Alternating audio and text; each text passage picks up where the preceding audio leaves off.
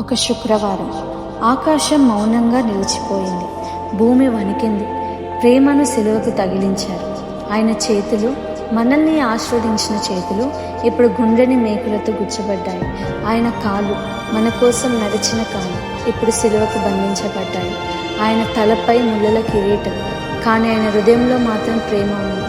ఆ రోజు మన పాపాల భారాన్ని ఆయన ఒంటరిగా మోసాడు. మన తప్పుల కోసం ఆయన శిక్షను భరించాడు. ప్రపంచం చూసింది ఒక ఓటమిని, కానీ పరలోకం చూస్తుంది ఒక విజయం. ఆయన చివరి శ్వాసలో ఒక గొప్ప వాక్యం వినిపించింది, ఇది పూర్తయింది. అది ఓటమి మాట కాదు, అది రక్షణ పూర్తయిన క్షణం. ఆయనను సమాధిలో ఉంచారు, రాయితో మూసివేశారు. అన్నీ ముగిసిపోయాయి అనుకున్నారు.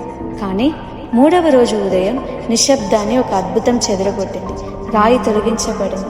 సమాధి ఖాళీగా ఉంది. మరణం ఓడిపోయింది. పాపపు శక్తి కోల్పోయింది. ఆశ తిరిగి బ్రతికింది. ఆయన లేచాడు. ఆయన నిజంగా లేచాడు. ఇది కేవలం ఒక చరిత్ర కాదు, ఇది మన జీవితానికి మారడం.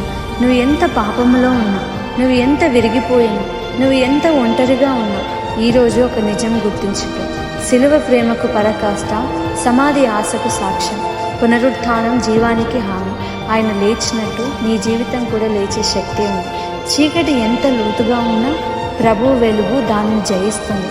కన్నీళ్ళు ఎంతకాలం ఉన్నా ఆనందం తిరిగి వస్తుంది. ఎందుకంటే సమాధి చివరి మాట కాదు, యేసు చివరి మాట. చావు ఓడిపోయింది, జీవితం గెలిచింది. ఎందుకంటే యేసు లేచాడు. యేసు క్రీస్తు ప్రభువారు తిరిగి లేచారు.